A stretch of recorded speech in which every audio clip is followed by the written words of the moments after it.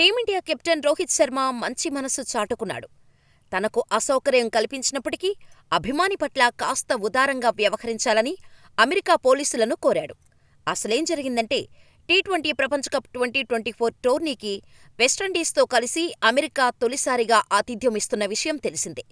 ఇక team India league దశలో తమ మ్యాచ్లన్నీ ఇక్కడే ఆడనుంది.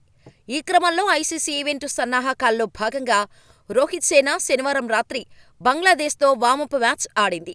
న్యూయార్క్లోని నసావు కౌంటీ ఇంటర్నేషనల్ స్టేడియం ఇందుకు వేదిక. ఇక ఈ మ్యాచ్లో టీమిండియా బంగ్లాదేశ్ను 60 పరుగుల తేడాతో ఓడించింది. ఇక లక్ష్య ఛేదనకు దిగిన బంగ్లాదేశ్కు భారత పేసర్లు చుక్కలు చూపించారు. జస్ప్రీత్ బుమ్రా, మహ్మద్ సిరాజ్, హార్దిక్ పాండ్యా ఒక్కో వికెట్ తీయగా అర్షదీప్ సింగ్, శివం దుబే రెండేసి వికెట్లు కూల్చారు. స్పిన్నర్లో అక్షర్ పటేల్ ఒక వికెట్ దక్కించుకున్నాడు.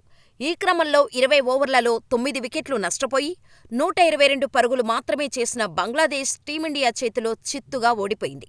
ఇదిలా ఉంటే, బంగ్లాదేశ్ ఇన్నింగ్స్ సమయంలో రోహిత్ శర్మకు అసౌకర్యం కలిగింది. ఫీల్డింగ్ చేస్తున్న వేళ ఓ అభిమాని భద్రతా సిబ్బంది కళ్లుగప్పి రోహిత్ వైపు దూసుకువచ్చాడు. అతడిని ఆలింగనం చేసుకునే ప్రయత్నం చేశాడు. ఇంతలో మైదానంలోకి దూసుకువచ్చిన పోలీసులు అతడిని కింద పడేసి కాస్త కఠినంగా వ్యవహరించారు. ఇంతలో రోహిత్ శర్మ జోక్యం చేసుకుని కాస్త కూలుగా డీల్ చేయాలని, అతడిని ఎక్కువ ఇబ్బంది పెట్టవద్దని పోలీసులను కోరాడు. ఈ క్రమంలో మరో 2 పోలీసులు కూడా మైదానంలోకి వచ్చి సదరు అభిమానిని బయటకు తీసుకువెళ్లారు. ఇందుకు సంబంధించిన వీడియో సోషల్ మీడియాలో వైరల్ అవుతోంది.